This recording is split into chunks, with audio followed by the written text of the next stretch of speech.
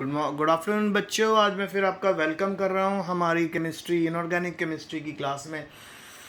आपको पता होगा कि हम पी ब्लॉक एलिमेंट्स कर रहे हैं और मैंने आपको पी ब्लॉक एलिमेंट्स के बारे में बता दिया है कि हम इसमें बहुत सारे क्वेश्चंस करेंगे। वेरी शॉर्ट आंसर भी कर रहे हैं, शॉर्ट आंसर्स भी कर रहे हैं। तो रोज़ जो मैं आपको क्वेश्चन करवा रहा हूँ उनको अच्छे से रिवाइज करते रहना। आज हमारे पास पहला क्वेश्चन है कि जो कोवैलेंसी होती है सल्फर की, जो कोवैलेंसी है सल्फर की, वो 2 से ऊपर एक्सीड कर जाती है, उसके पीछे क्या रीज़न है?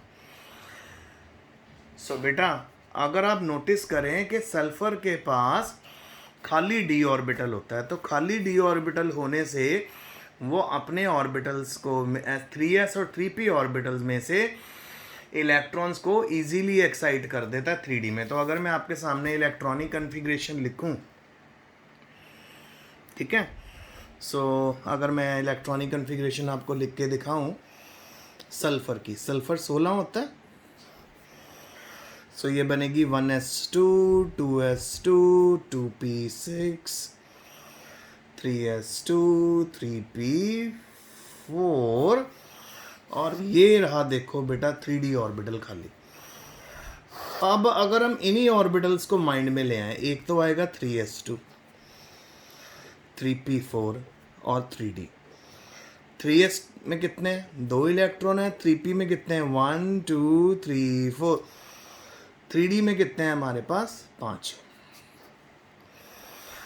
बेटा जैसे फ्लोरीन जैसा इलेक्ट्रोनेगेटिव एटम आ जाए, ऑक्सीजन जैसा इलेक्ट्रोनेगेटिव एटम जैसे ही आता है, उसकी इलेक्ट्रोनेगेटिविटी ये 3s2 और 3p4 के एक एक पेयर्ड इलेक्ट्रॉन को आगे शिफ्ट कर देता है। ये देखो 3s2 से 3d 1 में चला गया, इसी तरह से 3p4 से भी 3d में चला गया। तो फाइनली एक्साइटेड स्टेट में हमारी सल्फर की क्या हो जाएगी? 3s1 हो जाएगा, 3p3 हो जाएगा, 3d2 हो जाएगा। तो बनाए 1 1 2 3 और d1 2 3 4 5 ऑर्बिटल है, तो 1 और 2। अब आप खुद नोट करो 1 2 3 4 5 6। जहां पर पहले इसके पास सिर्फ 2 अनपेड इलेक्ट्रॉन थे सल्फर के पास, यानी 2 की वैलेंसी थी। अब कितनी की हो गई? 1 2 3 4 5 6 की हो गई। क्यों हो गई? क्योंकि सल्फर के पास खाली डी ऑर्बिटल रहता है और ये आसानी से अपने 3s के और 3p के इलेक्ट्रॉन्स को 3d में एक्साइट कर सकता है। समझ आ गया आपको? अब आगे चलते हैं। नेक्स्ट है why fluorine does not form oxo acid like other halogen. देखो बेटा, सबसे पहली बात मैं आपको ऑक्सो एसिड के बारे में बताऊं। ऑक्सो एसिड का पहले तो ना आपको बेटा फार्मूला पता होना चाहिए। ऑक्सो एसिड का फार्मूला होता है HXO। एग्जाम्पल दिखाऊं आपको, HClO। जब भी ऑक्सो एसिड बनता है तो हैलोजन के ऊपर प्लस चार्ज आता है, ऑक्सीजन पे माइनस का चार्ज आता है, तब ऑक्सो एसिड बनता है। चाहे HClO4 हो, HClO3 हो, HClO2 हो, Cl पे आपको प्लस का चार्ज मिलेगा। सेंट्रल एटम Cl है। अब बेटा फ्लोरीन के बारे में अगर मैं बात करूं, फ्लोरीन इतना ज़्यादा छोटा है साइज में, बहुत ही ज़्यादा इलेक्ट्रोनेगेटिव है, उसके ऊपर किसी भी हालत में हम प्लस का चार्ज नहीं लेके आ सकते, बहुत डिफ़िकल्ट है। इस करके फ्लोरीन कभी भी ऑक्सो एसिड नहीं बनाता। तो ऑक्सो एसिड क्या होते हैं? जिनका फार्मूला होता है HXO, जहाँ पे X होता है हमारा हैलोजन। और दादी लेट गई? Where is she?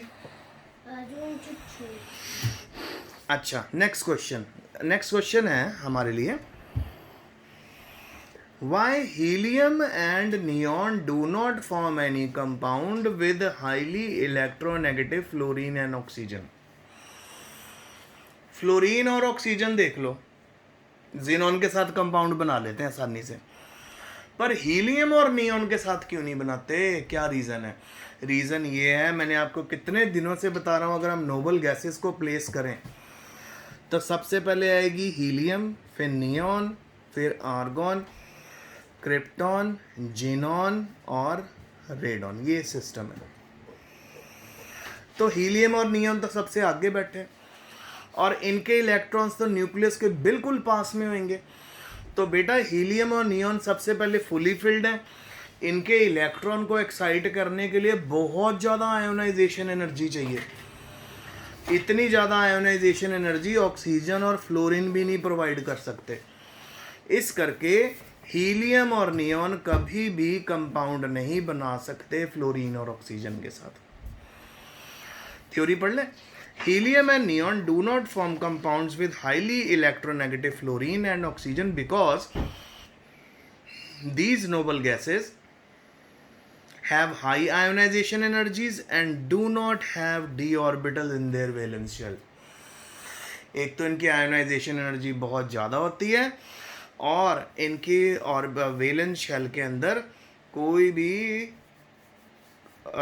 D orbital नहीं होता। इस करके हीलियम नियॉन कभी नहीं बनाते। फिर आगे बेटा हमारे पास दो स्ट्रक्चर आए हुए हैं। एक तो XeO4 है, एक XeO6 की पावर 4 नेगेटिव है। सो हमें बोला गया है कि इनके स्ट्रक्चर बना के बताइए क्या होंगे इनके स्ट्रक्चर। सो आइए बनाते हैं मिलकर।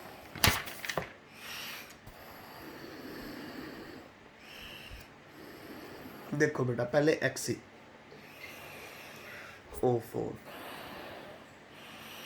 आप सभी जानते हैं जिनॉन के अराउंड 8 इलेक्ट्रॉन होंगे, ऑक्टेट कंप्लीट है और ऑक्सीजन को हमेशा 6 होते हैं। तो सबसे पहले बनाया जिनॉन, एक डबल बॉन्ड ऑक्सीजन ऊपर, एक डबल बॉन्ड ऑक्सीजन यहाँ, एक डबल बॉन्ड यहाँ और एक डबल बॉन्ड यहाँ। जिनॉन के अराउंड तो बहुत ज़्यादा इलेक्ट्रॉन हो गए, नो प्रॉब्लम, पर ऑक्सीजन हर ऑक्सीजन की डुप्लेट कंप्लीट होगी। तो ये होता है जी टेट्रा हेड्रल स्ट्रक्चर बनाता है। ये XeO4 का टेट्राहेड्रल स्ट्रक्चर है। हाइब्रिडाइजेशन अगर देखें sp_p sp3 हाइब्रिडाइजेशन होती है इसमें।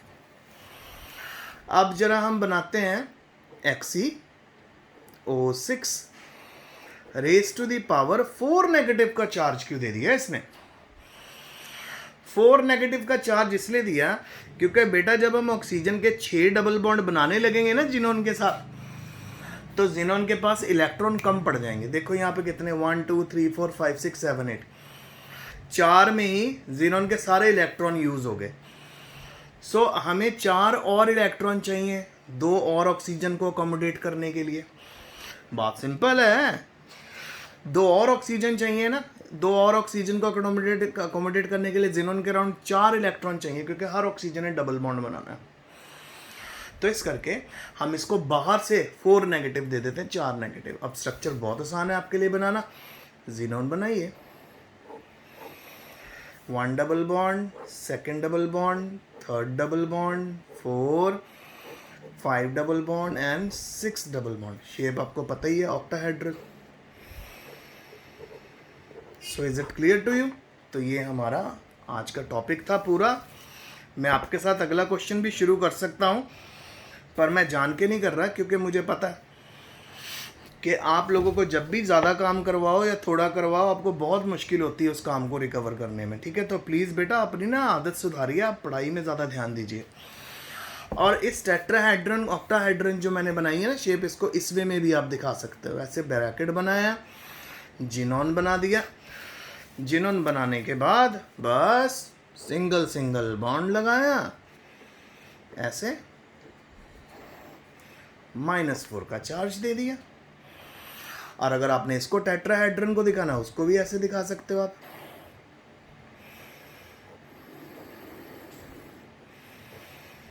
सो व्हाट, इट्स इजी। सो आज का लेक्चर यहीं तक है। बहुत मेहनत से पढ़ो, अच्छे से स्टडी करो, stay home, stay safe.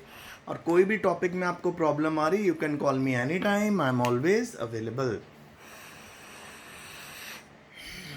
And soon we will be going to start few tests. So best of luck.